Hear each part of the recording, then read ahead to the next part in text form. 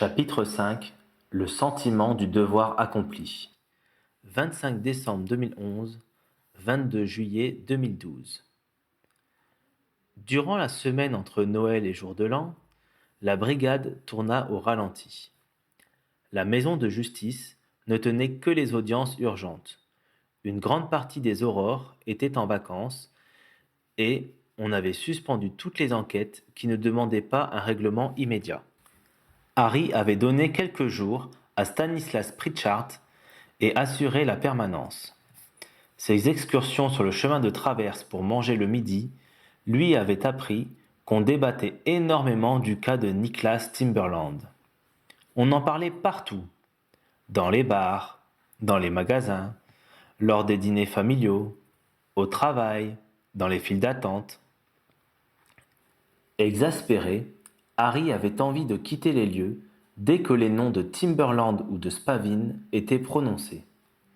Il prit d'ailleurs un certain nombre de gardes cette semaine-là pour être dispensé d'aller dîner au terrier où le sujet ne pouvait manquer de tomber. L'initiative du père avait profondément choqué. La culture du secret était fermement implantée dans l'esprit des sorciers, et savoir que leur existence avait été exposée à la vue des moldus les effrayait. Geoffrey Timberland était donc violemment critiqué, et beaucoup pensaient qu'il fallait lui envoyer les oubliators pour prévenir tout risque de récidive. De même, la décision du ministère de lui rendre son enfant était désapprouvée par la plupart des sorciers, qui estimaient que le père avait, par son action, perdu toute légitimité pour élever l'un des leurs.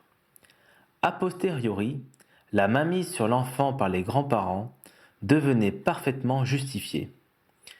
Ils auraient agi car ils avaient détecté l'irresponsabilité de l'homme et son incompréhension profonde du monde auquel son fils appartenait. Harry réalisa que s'il avait fait savoir publiquement la manière dont les Dursley l'élevaient, Dumbledore n'aurait jamais pu le renvoyer chez eux. Mais d'un autre côté, cela aurait donné du grain à moudre à ceux qui prétendaient qu'il était un adolescent perturbé, équilibra-t-il. Alternative Magique, à son habitude, avait tenté de permettre à ses lecteurs de se faire une opinion avec le maximum d'éléments. Daisy Occum avait réussi à décrocher une interview auprès de Mr. Geoffrey Timberland. Elle était spécialisée dans les dossiers sur les moldus. Lee l'avait engagée car elle avait écrit le best-seller « Ma vie de moldu » après s'être privée de magie pendant 1 an. Par Hermione, Harry avait appris que, dans un premier temps, le père avait refusé de parler à la presse, désirant se fondre dans l'anonymat et profiter de son fils. Mais Daisy avait fait valoir que son nom était désormais très connu dans le monde sorcier. Elle avait présenté son article comme une occasion de se justifier et de rassurer les sorciers sur ses intentions à leur égard. Il avait fini par accepter, sans doute inquiet de la manière dont son fils pourrait plus tard avoir à répondre de ce qui s'était passé. L'article parut la première semaine de janvier. Alternative magique. Mr. Timberland, avez-vous conscience que vous avez commis un acte grave à l'encontre de la communauté sorcière? Geoffrey Timberland. Au moment où je l'ai fait, non. Mais depuis, mon gouvernement et le vôtre se sont chargés de me le faire comprendre. Moi, tout ce que je voulais, c'était attirer suffisamment l'attention des sorciers pour qu'on m'aide à retrouver mon enfant. Ça a été terrible quand mes beaux-parents m'ont enlevé Niklas. Je n'avais aucun moyen de les joindre, ni de savoir où se trouvait mon fils. Je me suis senti très démuni.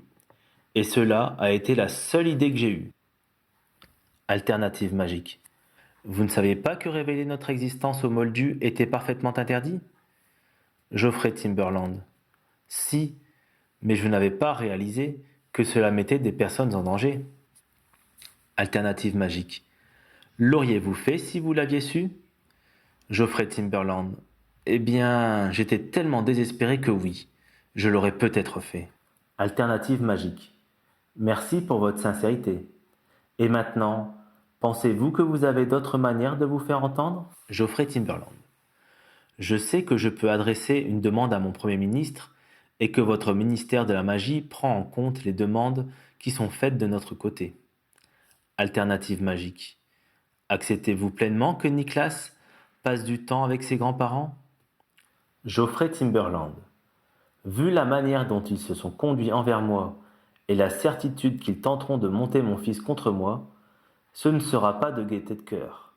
Mais je n'ai pas vraiment le choix. Alternative magique. Avez-vous été menacé? Geoffrey Timberland. En quelque sorte, oui.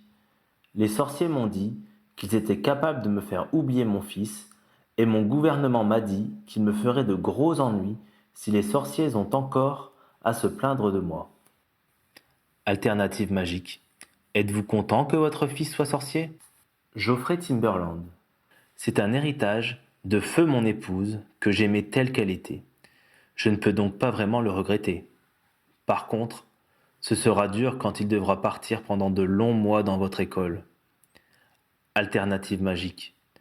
Accepterez-vous qu'il épouse une sorcière et qu'il ait des enfants sorciers? Geoffrey Timberland. C'est un choix que j'ai fait moi-même. De quel droit pourrais-je le lui refuser?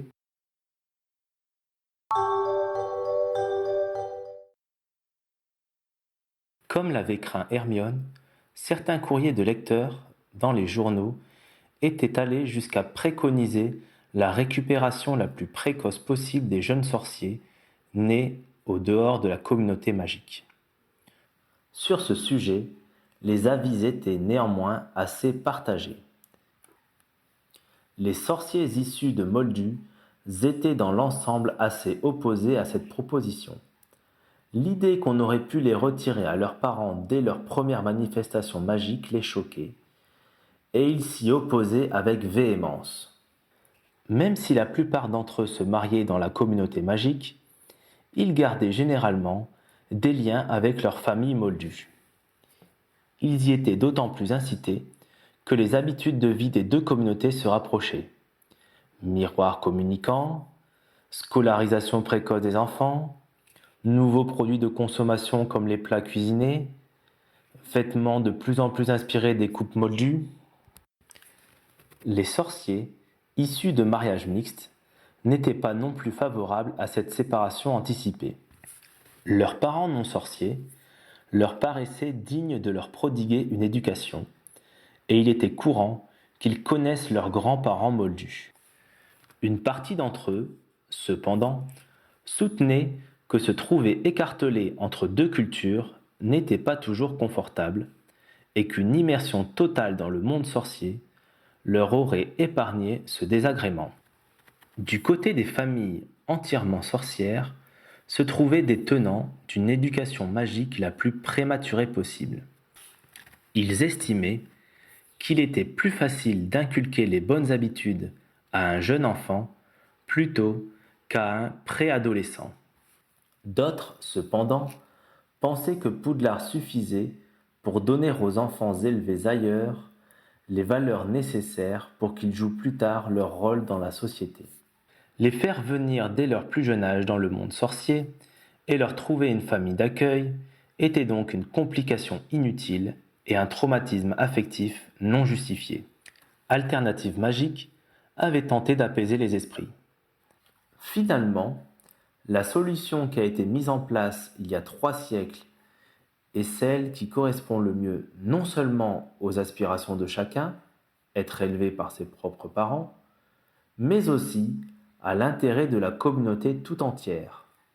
Lors de notre petite enfance, nous recevons de notre famille naturelle les valeurs et les connaissances qui sont les siennes, jusqu'au moment où notre magie demande à s'exprimer, et qu'il devient indispensable d'apprendre à la contrôler. Certains pensent qu'il serait préférable que chaque jeune sorcier arrive à Poudlard avec les mêmes habitudes et les mêmes connaissances. C'est oublier que nous sommes largement minoritaires parmi les humains et que notre survie dépend de nos capacités d'adaptation. Ces dernières s'appuient sur ce que nous apprennent les enfants de Moldus, qui rendent familières les notions non sorcières à ceux qui n'ont jamais quitté le monde magique.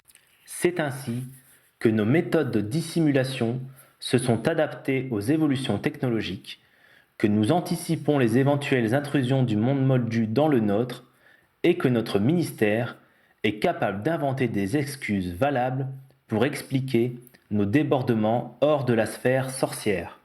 Que nous le voulions ou non, nous avons besoin de cet apport culturel extérieur et l'apparition spontanée de la magie chez des enfants de Moldus nous la donne de manière naturelle. 1000 ans nous séparent des fondateurs et de l'ouverture de notre prestigieuse école. 1000 ans durant lesquels nous avons fait rentrer à Poudlard des jeunes sorciers extérieurs au monde magique. Certes, cette acceptation a été régulièrement remise en cause et le monde sorcier s'est refermé sur lui-même. Cependant, les périodes d'ouverture ont largement prévalu. Où cela nous a-t-il menés ? À une communauté sorcière d'Angleterre qui se porte bien, qui augmente à un rythme maîtrisé, qui continue à inventer de nouveaux sorts et qui génère régulièrement des sorciers puissants. Pourquoi bouleverser un usage qui a fait ce que nous sommes ? Pourquoi modifier ce qui est le rite de passage le plus important de notre vie, qui réunit dans un souvenir commun tous les sorciers de notre pays, l'arrivée à 11 ans d'une lettre dans la maison où l'on a grandi ? Continuons à former tous ceux qui sont pourvus de pouvoirs magiques en les faisant venir de l'endroit où ils se trouvent, sans tenter de les faire correspondre à une image supposée parfaite qui serait en réalité trop figée. Elle deviendrait rapidement inadaptée à notre environnement. N'intervenons pas de manière trop précoce et sûrement néfaste dans la vie des jeunes sorciers. Laissons Poudlard appeler à lui ceux qui méritent d'être formés. C'est son rôle, il l'a toujours correctement rempli et il continuera à le faire. Lee Jordan, directeur de publication. Les Jordan ouvrirent leur page à MQT pour développer ses arguments sur ces pages. Mais l'association, comme toujours, déclina l'invitation, préférant critiquer violemment la position d'Altermag à partir des colonnes de la Gazette du Sorcier. Mais les arguments de Lee avaient porté. Le succès de Poudlard, dans sa capacité à former les sorciers, quelle que soit leur origine, faisait l'objet d'un large consensus. Même la demande d'exclusion des enfants de Moldus, qui, du temps de Harry, n'était jamais loin, n'était plus évoquée, trop liée à l'année des ténèbres de triste mémoire. Altermag enfonça le clou la semaine suivante. Padma était allée à Poudlard et avait obtenu une interview de la sous-directrice. Alternative magique. Professeur McGonagall, pourriez-vous nous dire comment vous faites pour connaître le nom des jeunes sorciers qui doivent recevoir leur première lettre de Poudlard, 2 mois avant la rentrée des classes ? Minerva McGonagall. C'est très simple. Nous avons ce parchemin et chaque été, je le déroule pour découvrir les noms qui ont été notés 11 ans auparavant lors de chaque naissance sorcière de Grande-Bretagne. Alternative magique. Est-ce une méthode qui date du temps des fondateurs ? Minerva McGonagall. Non, c'est bien plus récent. Nous devons ce parchemin à Dilys Derwent, qui a été directrice de notre établissement de 1741 à 1768.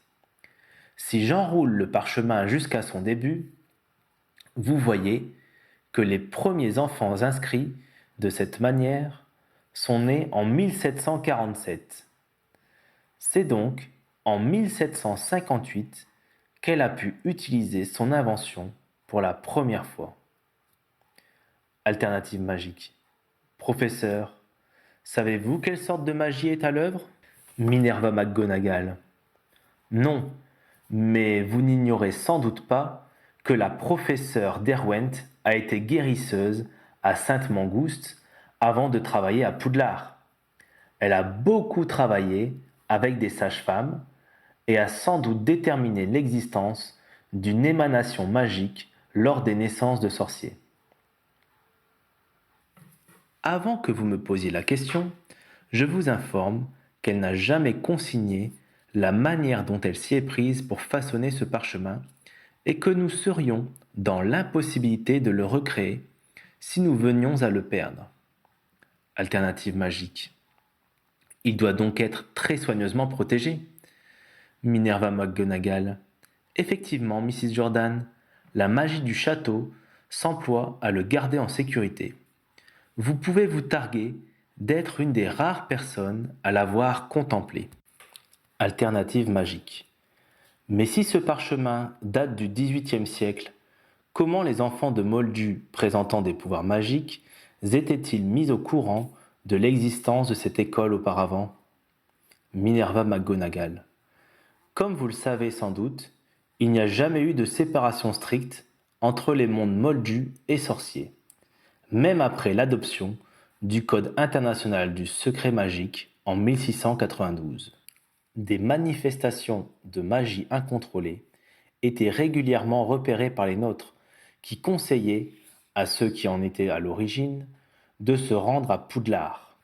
Parfois, des sorciers spontanés découvraient le château en passant à proximité lorsque la grille s'ouvrait pour eux. À l'époque, il n'était pas rare que des adultes soient admis à suivre des cours. Alternative magique. Et pour ceux qui n'avaient pas la chance de voyager ou d'avoir des voisins sorciers? Minerva McGonagall. Il en restait encore beaucoup qui ne recevaient pas d'éducation magique, malheureusement. La magie mal maîtrisée a causé le malheur de certains, mais d'autres ont réussi à canaliser leur pouvoir de manière instinctive. Certains en vivaient même.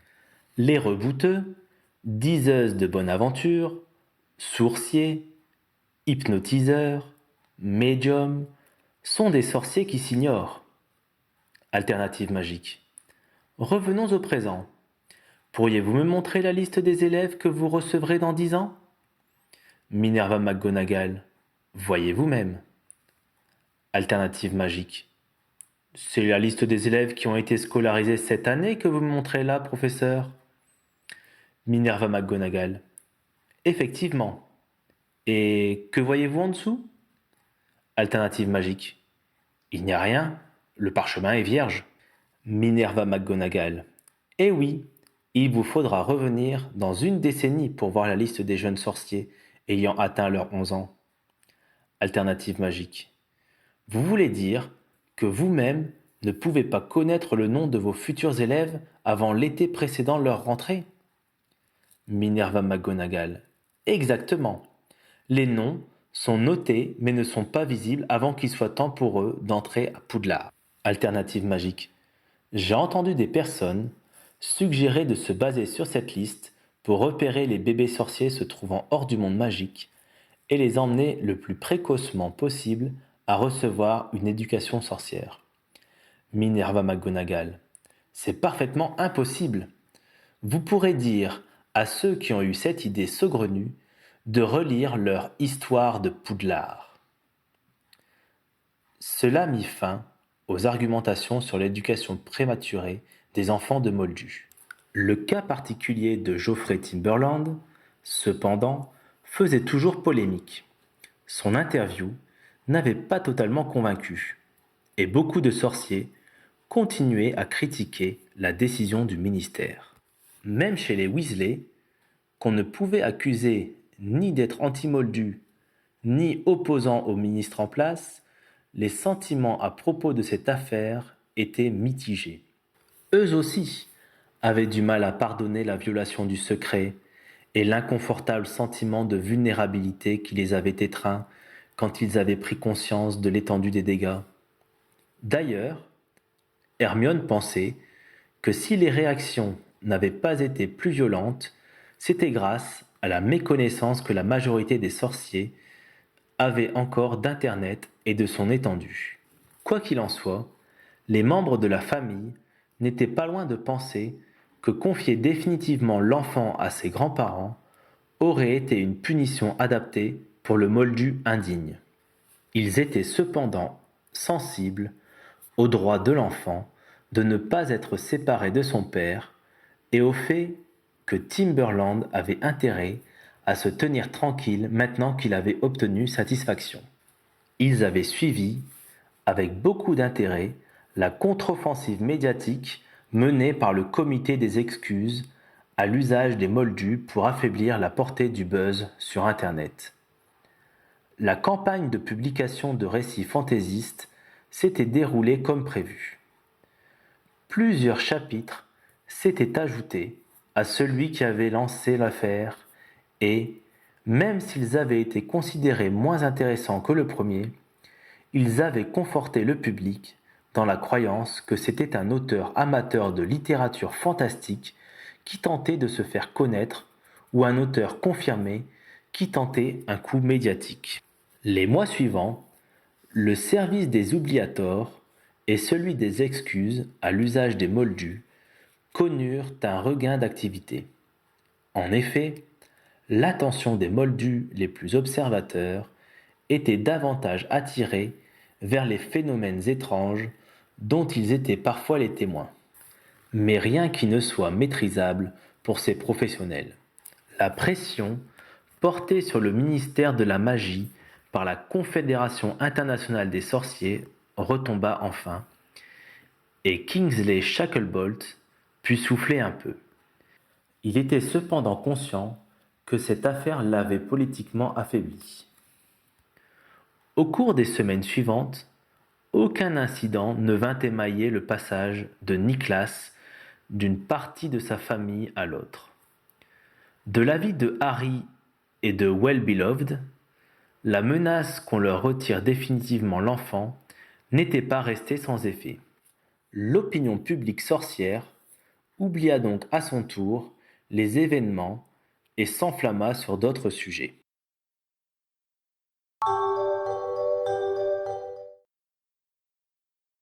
Un peu après les vacances de Pâques, Harry reçut un matin un appel d'Andromeda lui demandant s'il avait le temps de venir déjeuner chez elle. Il se douta qu'elle avait une bonne raison de l'inviter. Ils s'étaient vus quelques jours auparavant et se rencontreraient sans doute prochainement au terrier. Il répondit donc qu'il serait chez elle à midi précise. Son visage calme le convainquit qu'il n'y avait rien de grave à déplorer.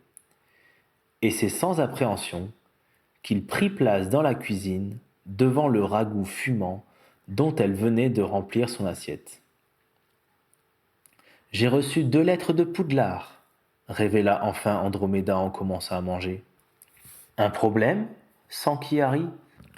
Minerva m'informe que Teddy a lancé un sort sur un élève de première année entre 2 cours, fit-elle les lèvres pincées.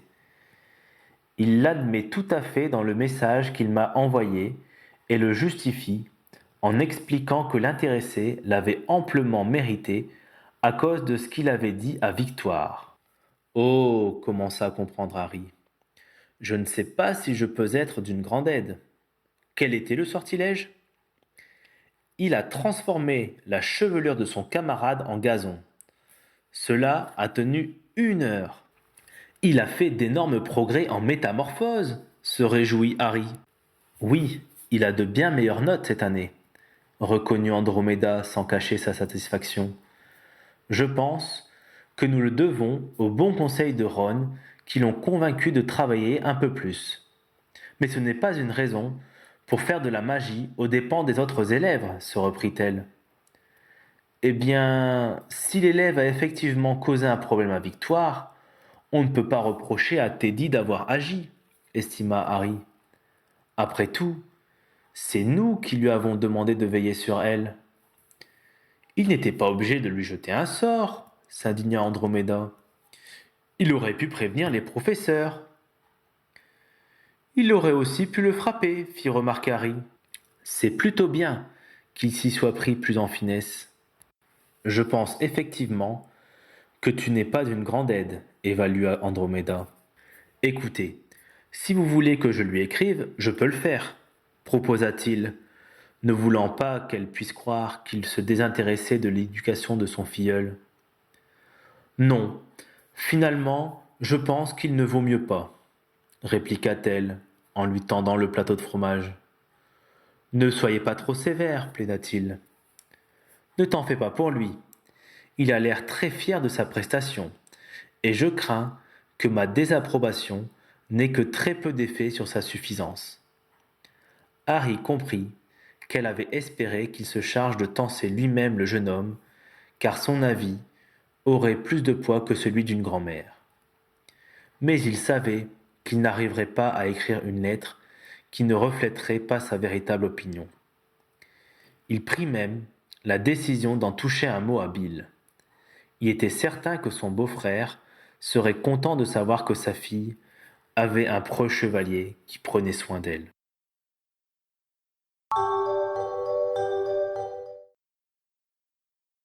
Les deux adolescents revinrent pour les vacances.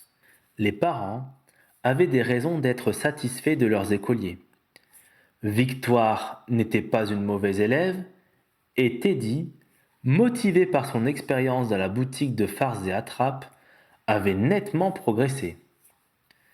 L'été s'organisa selon l'habitude. La famille Weasley et affiliés se retrouvèrent au terrier pour 2 mois. Comme l'année précédente, l'adolescent alla travailler chez Ron et George, qui récompensèrent son travail scolaire en le laissant effectuer des sorts mineurs de fabrication. Il avait rompu avec Isabelle, et seul son ami David fut invité au terrier cette année-là. Par Victoire, on apprit qu'il avait une autre petite amie, une Poufsouffle plus âgée. Le jeune homme restant discret sur le sujet, on n'en sut pas plus. L'avant-dernier week-end du mois de juillet, alors qu'ils se mettaient à table pour le déjeuner du samedi, Molly remarqua que Teddy manquait à l'appel. « Il est monté se laver les mains, je crois, répondit Victoire. Tu veux que j'aille le chercher ? Je ne suis pas encore passé à la salle de bain, intervint Harry. Je lui dirai de se dépêcher de descendre. Harry gravit l'escalier pour se rendre à l'étage et poussa la porte de la salle d'eau qui était entr'ouverte.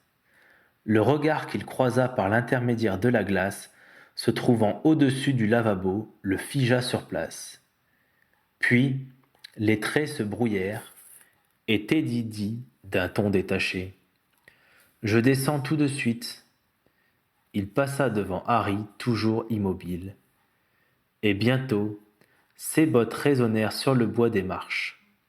Lentement, l'Aurore se passa les mains sous l'eau, se demandant ce qu'il convenait de faire. Prétendre qu'il n'avait rien vu, ou en parler avec l'adolescent ? Et pour en dire quoi ? Il s'arrangea pour ne pas regarder son filleul durant tout le repas. Ce n'est qu'en voyant Arthur s'éloigner d'un pas tranquille vers la véranda vitrée, où il faisait habituellement sa sieste, que Harry vit un moyen de partager ses interrogations. Ce serait mieux que d'en parler à Andromeda, comme il avait pensé le faire entre les pâtes à la bolognaise et la tarte aux fraises. Il suivit donc son beau-père et le laissa s'installer confortablement avant de prendre la parole. Une fois bien calé dans son fauteuil à bascule, Arthur lui lança : « Dis-moi, Harry, qu'est-ce qui ne va pas ? » L'Aurore sourit à l'homme grisonnant et prit place sur un petit tabouret rembourré. Quand j'ai trouvé Teddy tout à l'heure, il faisait manifestement des essais de métamorphose du visage. Il avait pris l'apparence de Rémus. Arthur se balança quelques secondes sans répondre. « Il a l'âge où il est normal de faire des expériences corporelles, remarqua-t-il. Sauf que c'est souvent un autre organe qui est en première ligne. » Harry sourit avant d'ouvrir de grands yeux. « Vous pensez qu'il faut que je lui parle de ça aussi ? C'est mon rôle de parrain, non ? » Sans doute, approuva Arthur. Il y a des sujets qu'il peut difficilement aborder avec sa grand-mère. Bon, acquiesça Harry sans enthousiasme. Je vais faire de mon mieux. Mais vous vous y prendriez sans doute mieux que moi. Vous avez une certaine expérience en la matière, je suppose. C'est vrai que j'ai eu le temps de répéter mon petit discours, fit Arthur les yeux pétillants. Pour Bill, Je n'étais peut-être pas encore très au point, mais j'ai vite compris que j'avais trop attendu et qu'un cousin plus âgé lui avait dit l'essentiel. Je suis tout de suite passé à Charlie, son aîné m'ayant affirmé ne pas avoir transmis ses connaissances, et j'ai vu que c'était le bon moment. Par contre, il m'a posé des questions sur la reproduction des créatures magiques pour lesquelles je n'avais pas de réponse. Quelques années plus tard, Percy s'est montré très attentif et a posé des questions tout à fait pertinentes, mais je pense l'avoir un peu déçu en omettant de lui demander 60 centimètres de parchemin sur le sujet pour vérifier qu'il avait bien assimilé mon cours. Fred et George ont tenté de me faire croire qu'ils étaient aussi peu au courant des choses de la vie que des enfants de 5 ans, mais je n'ai pas marché, et je suis passé directement aux notions avancées. Ce n'a pas été évident de garder le fil avec deux zigotos qui faisaient des jeux de mots à chaque phrase, mais ils ont fini par être suffisamment intéressés par les nouveaux horizons que je leur faisais découvrir pour se calmer. Par contre, j'avoue avoir eu un peu peur de ce qu'ils allaient faire de ces nouvelles informations. Mais comme finalement je n'ai pas reçu de lettre indignée de Poudlard, je pense qu'ils ont su rester corrects. C'est Ron qui s'est montré le plus innocent. Je crois que ce que je lui ai révélé l'a un peu effrayé et qu'il a craint de ne pas être à la hauteur. Il faut bien admettre que cette chère Hermione appelle l'excellence, ce qui est un peu inhibant. Je me trompe ou ce n'était pas un sujet souvent abordé dans votre dortoir? En effet, on ne parlait pas trop de ça, du moins pas tous les 5 ensemble, se rappela Harry. Je pense que Dean et Simus s'échangeaient des magazines, et peut-être incluaient-ils Neville. Mais Ron et moi restions assez inséparables, et il a sans doute raté une forme d'initiation. Quant à moi, j'avais d'autres préoccupations. Celle de survivre pour commencer. Et quand j'ai réellement commencé à m'intéresser à la question, j'avais Ginny en tête, ce qui rendait le sujet délicat, tant en présence de Ron que celle de Dean, avec qui elle est sortie durant un moment. Harry réfléchit un instant et réalisa. En fait, personne n'a eu cette conversation avec moi, et j'ai tout appris sur le tas, si je peux utiliser ce terme en parlant de ma tendre épouse. Je suis très reconnaissant à Molly d'avoir fait du bon travail de son côté. Les deux hommes échangèrent un sourire, et Arthur conseilla. Eh bien, tu dois savoir ce que tu aurais aimé qu'on te dise, et il suffit que tu le transmettes à Teddy. Et pour le fait qu'il prenne son père en modèle pour ses métamorphoses? Je ne sais pas, Harry. Je pense que tu connais mieux que moi ce que peut éprouver un jeune homme qui n'a pas connu ses parents. Je suppose. Merci Arthur. Bonne sieste.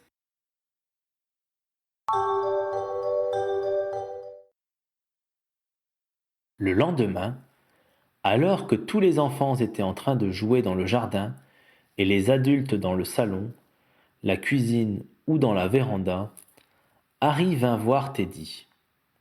Tu peux venir, mon grand? J'ai besoin de toi 5 minutes. Son filleul ne parut pas ravi de cette invitation, mais n'osa pas s'y soustraire. Sans mot dire, il suivit Harry dans les escaliers jusqu'à la chambre de Ron, dont son ami reprenait possession chaque été avec Hermione, car il refusait toujours de dormir sous les tentes qui abritaient l'essentiel de la famille. Harry ferma la porte derrière eux pour qu'ils ne soient pas dérangés. De sa baguette, il déplaça 2 chaises et les amena vers la malle du couple. Il déposa un petit paquet blanc sur le meuble. Excuse-moi de t'avoir arraché à tes cousins, commença-t-il, mais je voulais te donner quelque chose qui t'appartient. Sans entrain, Teddy s'approcha et s'assit sur le siège que lui désignait son parrain. Il lorgna avec méfiance ce qui lui était destiné. Quand je me suis fiancé, expliqua Harry, j'ai fait faire des recherches dans mon coffre, chez Gringotts, pour vérifier si je n'avais pas de bijoux de famille. Et j'ai retrouvé des souvenirs de mon père. Il avait notamment conservé des lettres que le tien lui avait envoyées. Je m'étais dit que je te les donnerais plus tard, et je pense que le moment est venu. L'étonnement et la curiosité remplacèrent la défiance dans les yeux du jeune homme. Il tendit la main vers les enveloppes, mais hésita à les toucher. « Vas-y, l'encouragea Harry, elles sont à toi. » Teddy prit celle du dessus et l'ouvrit précautionneusement. En silence, il la parcourut, puis la reposa d'une main un peu tremblante. « Et toi, demanda-t-il, tu ne veux pas les garder ? Elles sont adressées à ton père. » J'en ai fait des copies, le rassura Harry. C'est Rémus qui les a écrites, alors je pense que c'est à toi d'avoir les originaux. Visiblement ému, Teddy demanda : « C'est à cause d'hier ? » Hier m'a fait comprendre que le moment était venu, reconnut Harry. Il laissa un petit silence avant d'ajouter : « Pour hier, je peux en parler avec toi si tu le souhaites. » Teddy regarda un beau moment ses chaussures avant de se lancer. « En fait, commença lentement le jeune homme, c'est juste que j'ai l'impression que personne ici ne sait grand-chose sur mon père. Du coup, je me pose des questions. Est-ce de lui que je tiens mes facilités en technologie moldue ou ma maladresse en potions ? Qu'est-ce qu'il aimait manger ? A-t-il eu des petites amies avant de rencontrer maman ? Je ne peux pas te répondre, reconnut à regret Harry. Je sais bien, répondit Teddy d'un ton triste. Mais on peut retrouver des personnes qui ont son âge et l'ont connu, tenta de positiver Harry, d'autres élèves ou des professeurs. Tiens, la professeure McGonagall ou Hagrid pourraient en parler. Tu pourras leur demander quand tu retourneras en classe. Ils pourront aussi te donner le nom d'anciens élèves à contacter. Oui, dit Teddy d'une voix pas très convaincue. J'écrirai à McGo, si tu veux, proposa Harry. Merci, fit Teddy d'une voix soulagée, en caressant du bout des doigts les vieux parchemins que son père avait envoyés à un de ses amis. Et pendant qu'on est là, embraya Harry, bon, tu as 14 ans et demi, une petite amie, tu as peut-être des questions que tu ne peux pas poser à ta grand-mère. L'adolescent piqua un phare. Il secoua négativement la tête comme pour repousser cette conversation, mais souffla d'une voix embarrassée. Je ne me vois pas trop parler de ça avec elle. Harry se demanda par où commencer. En règle générale, il n'était pas trop gêné pour aborder le sujet, ni même le mettre en pratique, mais dans l'intimité, et si possible, avec Ginny. Bien entendu, il entendait régulièrement les plaisanteries grivoises que s'échangeaient ses collègues, et y participait parfois, si ce n'était pas trop scabreux. Mais donner des explications à un jeune homme dont le corps devait être en pleine ébullition était nettement plus délicat.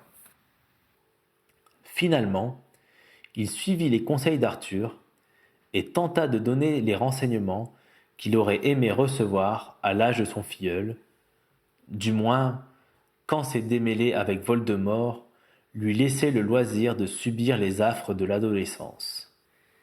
Il laissa volontairement de côté certains détails, considérant qu'il avait bien le temps d'avoir une conversation sur les sujets plus avancés l'été suivant. L'important était que son filleul sache vers qui se tourner s'il avait besoin d'informations complémentaires. Quand ils redescendirent, Teddy se rendit dans sa tente pour ranger soigneusement le paquet de lettres dans ses affaires. Avant de laisser retomber le rabat qui lui servait de porte, il lança un grand sourire à Harry, accompagné d'un geste de la main. Harry lui rendit son salut avec la satisfaction du devoir accompli.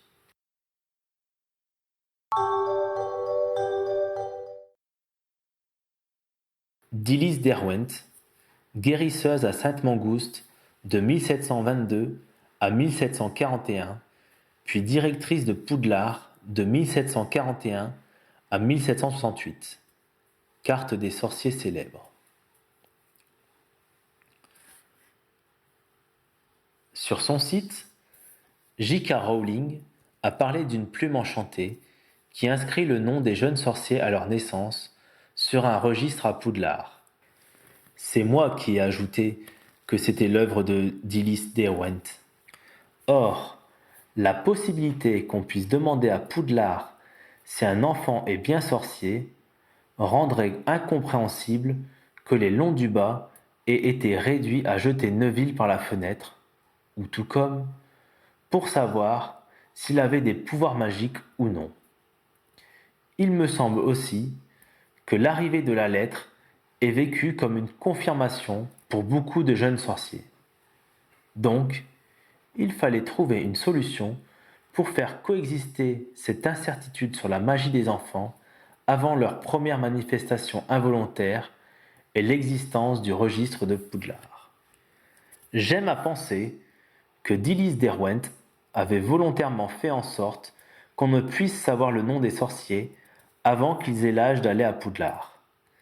Elle pouvait appréhender ce qui serait fait de cette information et préférait la garder secrète tant qu'on n'en avait pas besoin pour envoyer la lettre.